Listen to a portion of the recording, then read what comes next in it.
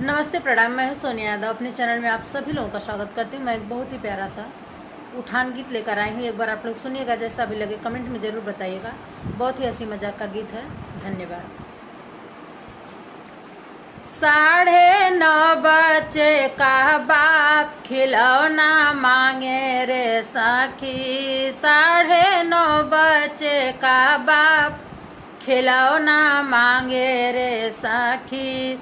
ससुर कहे मेरा भोला भाला, सासू कहे नादान।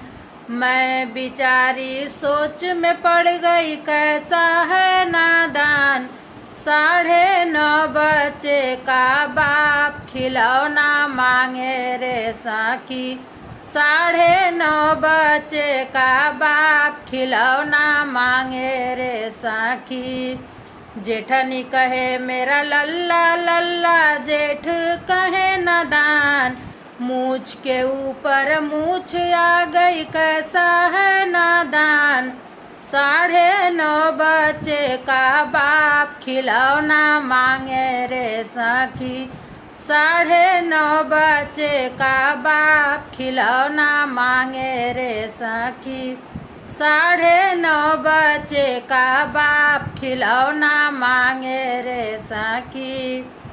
ननदी कहे मेरा भैया भैया, ननदोई कहे नादान।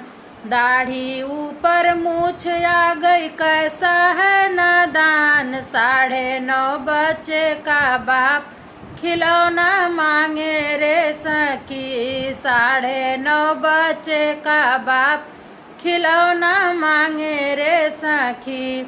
9:30 का बाप खिलौना मांगे रे सखी। 9:30 का बाप खिलौना मांगे रे सखी।